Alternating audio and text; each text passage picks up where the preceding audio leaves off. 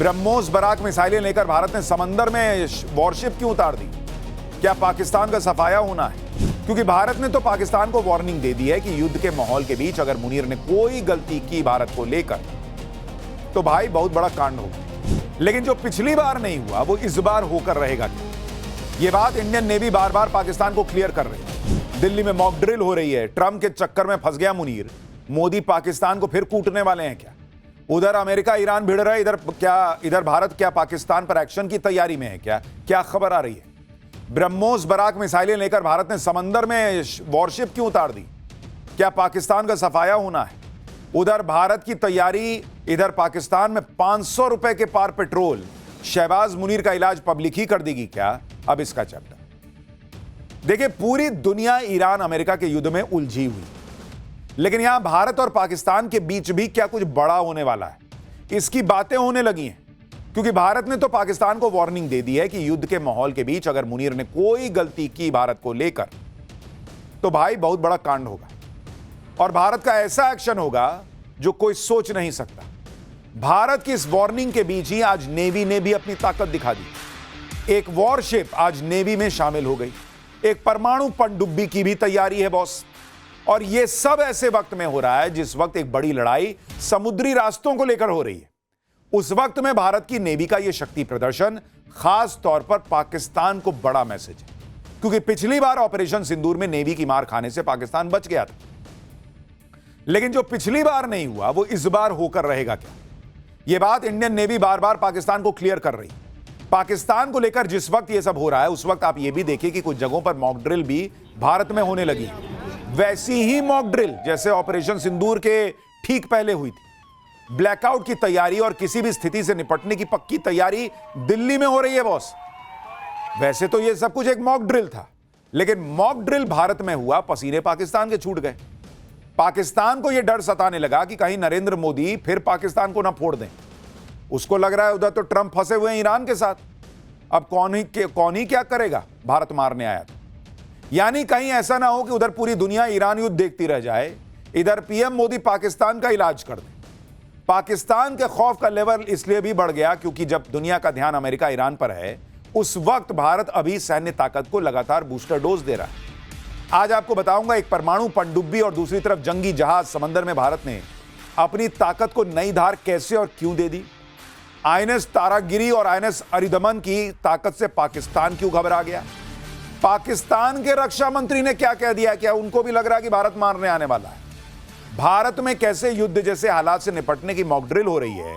मोदी के दिमाग में क्या चल रहा है? अगर पाकिस्तान फिर से किसी लड़ाई में कूदा तो क्या वहां पहले से जो हाहाकार मचा है, पेट्रोल की कीमत 500 के पार जा चुकी है, पाकिस्तान बचेगा नहीं क्या? क्योंकि वहां ऑलरेडी महंगाई का बम फट रहा। मुनीर शहबाज हर तरफ से फंस गए। आज पाकिस्तान और भारत के बीच अब क्या होने वाला है, ईरान अमेरिका युद्ध के बीच, इसकी बात करूंगा, लेकिन पहले एक झलक देखिए।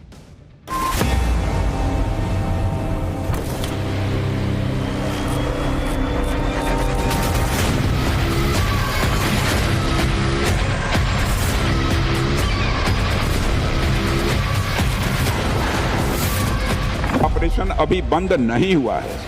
यदि किसी प्रकार की नापाक हरकत पाकिस्तान की तरफ से हुई तो हमारे सैनिक उसका मुंहतोड़ जवाब देंगे।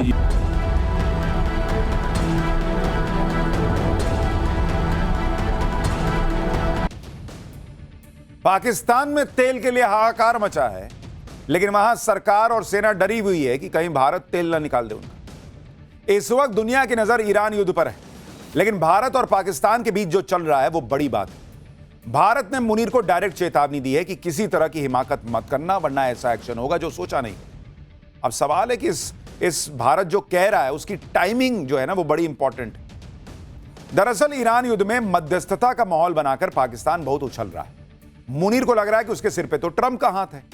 ईरान से मध्यस्थता के लिए ट्रंप को उसकी जरूरत है। ऐसे मौके का फायदा उठाकर मुनीर भारत के खिलाफ कोई हिमाकत कर सकता है, यह सोचकर कि ट्रंप पाकिस्तान को बचाने आ जाएंगे। लेकिन भारत ने कायदे से समझा दिया कि किसी गलतफहमी में मत रहना। एक बार राजनाथ सिंह, रक्षा मंत्री राजनाथ सिंह को सुनिए, फिर आपको बताता हूं कि भारत में ऐसा क्या क्या हो रहा है कि पाकिस्तान में हड़कंप मचा हुआ है। ईरान अमेरिका युद्ध के बीच जब दुनिया फंसी हुई है, रक्षा मंत्री का यह कहना कि पाकिस्तान कुछ कर सकता है हिमाकत, इसको लेकर कहा जा रहा है कि इसका मतलब कुछ तो इनपुट है, कुछ तो होने वाला है, क्योंकि यहां जमीन पर तैयारी भी वैसी ही दिख रही। देखिए, रक्षा मंत्री राजनाथ सिंह ने साफ कहा कि आज के हालात में पाकिस्तान को हिमाकत कर सकता है। उनका इशारा मुनीर की तरफ था, पाकिस्तान की आतंकी गतिविधि की तरफ था। हाल ही में पाकिस्तान के प्रधानमंत्री शहबाज शरीफ के पॉलिटिकल एडवाइजर को लश्कर के सरगना आतंकी हाफिज सईद के बेटे के साथ देखा गया था। दोनों की एक तस्वीर सोशल मीडिया पर वायरल हो रही है। दावा है कि यह हाल की तस्वीर है। हाफिज सईद का बेटा तलहा सईद एक समारोह में शहबाज शरीफ के एडवाइजर राना सनाउल्लाह से हाथ मिला रहा है। दोनों के हाथ मिलाने की तस्वीरें वायरल हो रही हैं। अगर यह तस्वीर हाल की ही है जैसा दावा किया जा रहा है, तो सवाल उठ रहा है कि क्या पाकिस्तान भारत के खिलाफ कोई आतंकी साजिश रचने की फिराक में है? क्या ईरान युद्ध की आड़ में मुनीर कोई साजिश रच रहा है? मुनीर का कोई भरोसा नहीं है। वो ईरान युद्ध के बीच अफगानिस्तान पर भी एयर स्ट्राइक कर चुका है और वो पहले से ही जख्म खाए बैठा है, क्योंकि भारत ने ऑपरेशन सिंदूर में बहुत मारा था। तो ये सुधर तो सकते नहीं पाकिस्तान वाले। इनको आग लगी है, बदला लेना है, और इनको यह लग रहा है कि मेरा देश बर्बाद हो जाए, भले 500 का क्या 1000 का पेट्रोल वहां बिकने लगे, लेकिन इसी बीच भारत में कुछ कर दे, ताकि अपने कलेजे को इनको ठंडक मिले और वहां पब्लिक को कहें कि देखो भारत में ही कर दिया। और शायद इसलिए रक्षा मंत्री कह रहे हैं, कुछ इनपुट मिला होगा कि ये कुछ करेंगे। और भारत ने भी धमका दिया है, बॉस, कभी भी पाकिस्तान को सबक सिखाने का वक्त आ सकता है। इसलिए आप देखिए कि जैसे ऑपरेशन सिंदूर के दौरान मॉक ड्रिल हुई थी, वैसी ही मॉक ड्रिल दिल्ली में हुई है। इसमें हवाई हमलों की चेतावनी वाले सायरन बजाए गए, ब्लैकआउट जैसे उपाय अपनाए गए, इमरजेंसी हालात में कैसे लोगों को सुरक्षित निकाला जाएगा, इसकी प्रैक्टिस हुई है। कल रात 8 बजे दिल्ली में 17 लोकेशन पर मॉक ड्रिल की गई। स्कूल में, कॉलेज में, रेजिडेंशियल कॉम्प्लेक्स में, सरकारी दफ्तरों में ड्रिल की गई। इस मॉक ड्रिल में Delhi police, Delhi fire service, NDRF, NCC, CRPF समेत कई एजेंसियों को शामिल किया गया। अब सवाल यह उठता है कि भाई यहां तो ईरान अमेरिका युद्ध में पूरी दुनिया फंसी है, अचानक भारत में मॉक ड्रिल क्यों शुरू हो? वैसी ही मॉक ड्रिल जो ऑपरेशन सिंदूर के पहले हुई थी। इधर रक्षा मंत्री राजनाथ सिंह पाकिस्तान को चेतावनी दे रहे हैं, दूसरी तरफ मॉक ड्रिल हो रही है। और इसके बाद यह चर्चा तेज हो गई कि क्या पीएम मोदी फिर से पाकिस्तान को फोड़ने वाले हैं, क्योंकि हाल के दिनों में सीसीएस की भी बैठक हो चुकी। मॉक ड्रिल देखकर पाकिस्तान के अलग होश उड़े हुए हैं। उसे ऑपरेशन सिंदूर याद आ रहा होगा। पाकिस्तान को डर है कि ऑपरेशन सिंदूर के 1 साल पूरा होने पर कहीं भारत फिर से पाकिस्तान को न ठोक दे। पाकिस्तान के रक्षा मंत्री ख्वाजा आसिफ कह रहे हैं कि अगली बार हमारी प्रतिक्रिया और भी ज्यादा सख्त और निर्णायक होगी। कोई भ्रम न रहे, हम तैयारी पूरी है, जवाब तेज, संतुलित और निर्णायक होगा। ख्वाजा आसिफ ने कहा कि राजनाथ जी ऐसे बयान दे रहे हैं ताकि दुनिया को यह यकीन दिला सकें कि वे भी प्रासंगिक हैं, जबकि पाकिस्तान इस समय दुनिया का ध्यान केंद्रित करने में सफल हो गया है। वहां कोई भी भारत को तवज्जो देने को तैयार नहीं। राजनाथ जी, अब समय आ गया है कि आप अपनी हैसियत के अनुसार बयान देना शुरू करें। अगर आप कोई परेशानी खड़ी करते हैं तो अल्लाह की मेहरबानी से हमारी सेनाएं आपको पहले से भी ज्यादा अपमानजनक तरीके से सबक सिखाएंगी।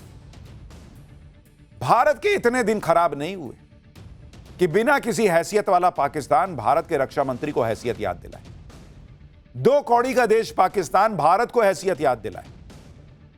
अमेरिका के तलवे चाटने वाला पाकिस्तान भारत को हैसियत याद दिलाएगा। इतनी तुम्हारी हैसियत कभी नहीं थी।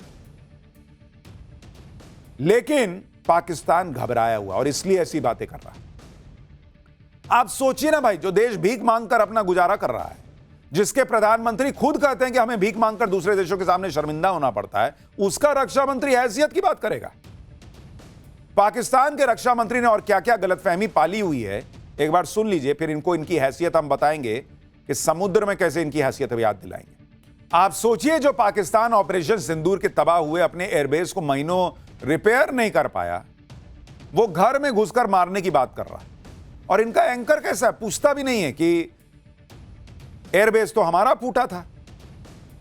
ऑपरेशन सिंदूर में तो भारत के एयर डिफेंस सिस्टम ने पाकिस्तान के ड्रोन, मिसाइलों सबको कबाड़ बना दिया था और भारत लगातार अपनी सैन्य ताकत को मजबूत कर रहा है। आज ही पीएम मोदी रूस के डिप्टी पीएम से मिले हैं। यह मुलाकात ऐसे वक्त में हुई है जब भारत ने रूस को 5 S-400 मिसाइल सिस्टम का ऑर्डर दिया हुआ है और बहुत संभव है कि रूस के साथ S-400 की जल्द से जल्द डिलीवरी पर चर्चा होगी। S-400 ने ऑपरेशन सिंदूर में बड़ी अहम भूमिका निभाई थी। लेकिन भारत का असली डर जो पाकिस्तान के दिल में बैठा हुआ है, वो है भारत की नौसेना की ताकत। क्योंकि पिछली बार ऑपरेशन सिंदूर में पाकिस्तान भारतीय नौसेना की मार झेलने से बाल बाल बच गया था, लेकिन उसे अब दूसरा मौका नहीं मिलेगा। खुद नेवी चीफ एडमिरल दिनेश के त्रिपाठी ने खुलासा किया है कि ऑपरेशन सिंदूर में नौसेना पाकिस्तान पर हमला करने से कुछ मिनट दूर थी, तभी पाकिस्तान ने सरेंडर कर दिया। भारत और पाकिस्तान में तनाव के नए चैप्टर के बीच कुछ लोग फिर से पीओके की भी बात करने लगे। ऑल इंडिया इमाम ऑर्गेनाइजेशन के चीफ इमाम डॉक्टर इलियासी ने कहा कि जल्दी ही पीओके फिर से भारत में शामिल हो जाएगा। इन सब बातों के बीच आप देखिए कि भारत कैसे समंदर में अपनी ताकत बढ़ा रहा है, क्योंकि ईरान अमेरिका के युद्ध ने एक बात तो क्लियर कर दी कि जो समंदर पर राज करेगा वो सबको घुटनों पर ला सकता है। ट्रंप ने कितनी ताकत लगा ली, लेकिन 1 महीने से ईरान से स्ट्रेट ऑफ हॉर्मुज नहीं ना खुलवा पाए। यानी पानी पर होने वाली जंग में जिसका पलड़ा भारी, जीत उसकी। ईरान युद्ध से बने इस सीन के बीच आज भारत ने बड़ा फैसला किया। भारत की नौसेना को आज 2 पावरफुल हथियार मिल गए, जो ऐसी मिसाइल से लैस हैं कि पाकिस्तान ने अगर कोई गलती की तो वो खत्म साफ हो जाएगा। इसमें पहला स्वदेशी न्यूक्लियर सबमरीन आईएनएस अरिदमन है और दूसरा advance stealth frigate INS Taragiri. इन दोनों के आने से समंदर में भारत की ताकत कई गुना बढ़ जाएगी। यानी भारत ने अपनी समुंदर में अपनी ताकत और बढ़ा ली बॉस। आज स्वदेशी वॉरशिप आईएनएस तारागिरी नौसेना में शामिल होगी। आंध्र प्रदेश के विशाखापत्तनम में रक्षा मंत्री राजनाथ सिंह तारागिरी के कमीशनिंग समारोह में शामिल हुए। इस मौके पर सीडीएस जनरल अनिल चौहान, नौसेना प्रमुख एडमिरल दिनेश के त्रिपाठी भी मौजूद रहे। सबसे पहले आप आईएनएस तारागिरी की ताकत का एक ट्रेलर देखिए, फिर इसके बारे में आपको विस्तार से बताता हूं।